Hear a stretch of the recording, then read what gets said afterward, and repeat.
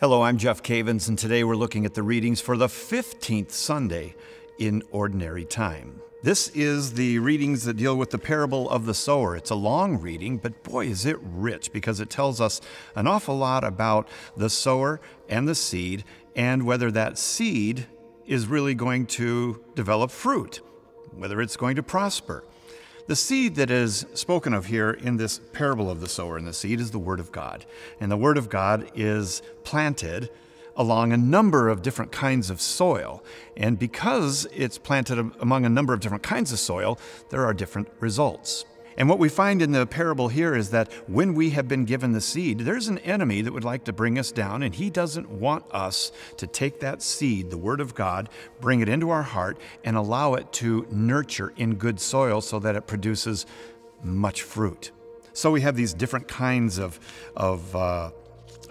soil that Jesus mentions in here. He says that a sower went out to sow, and as he sowed, some seeds fell along the path, and the birds came and devoured them.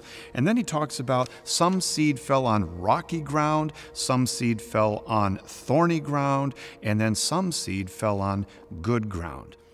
Now, in the explanation of this, which is at the end of the reading, he gives us a little bit of insight as to what these different types of soil mean in terms of everyday life. I'm going to give that to you, but before I do that, I want to remind you that every Sunday, in fact, every day that you go to Mass, you got an opportunity to hear the Word of God.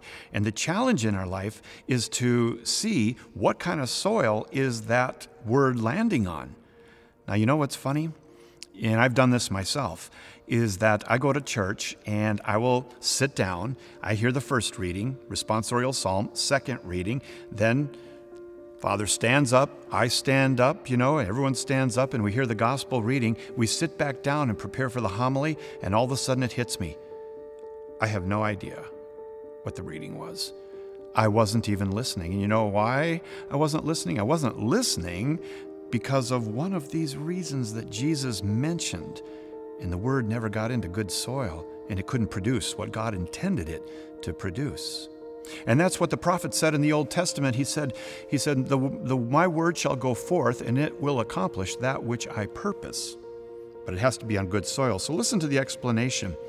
Hear then the parable of the sower. When anyone hears the word of the kingdom and does not understand it, the evil one comes and snatches away what is sown in his heart. This is what was sown along the path.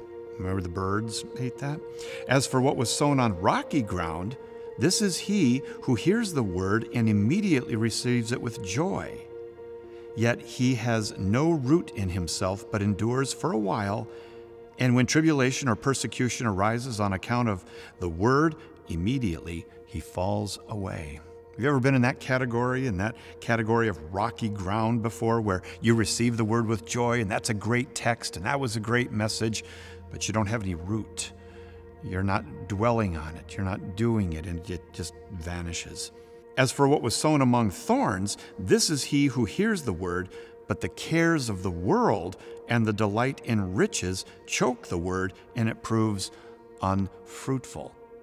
Wow, this is one that I think I have fallen to from time to time. We hear the word of God, we're excited about it, it's a good word from the Lord, but we move on from Mass, and what takes our attention away? The things of this world, the shiny things, buying things, all of this takes our attention away from the word. It chokes the word, and it proves unfruitful.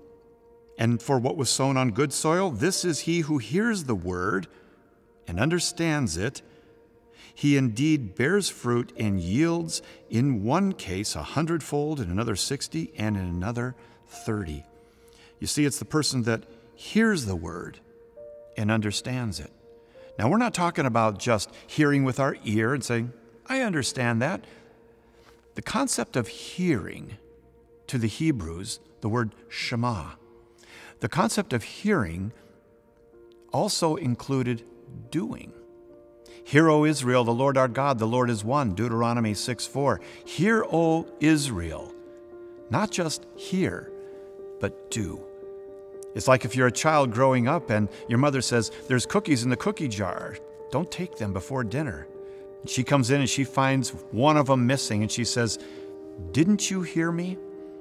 Well, the child could say, "You mean as far as physically? Yes, I heard you." But she's not asking that. But she says, "Didn't you hear me?" Meaning, didn't you hear and obey?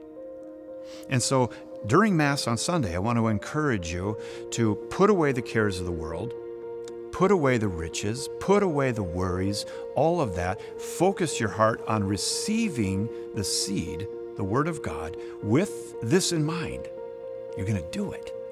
You're going to understand it and put it into practice. That's the fruitful life. So this Sunday, focus on that. And perhaps on the way home from Mass, you or your family might even want to discuss how we can go deeper with the seed that was planted. God bless you.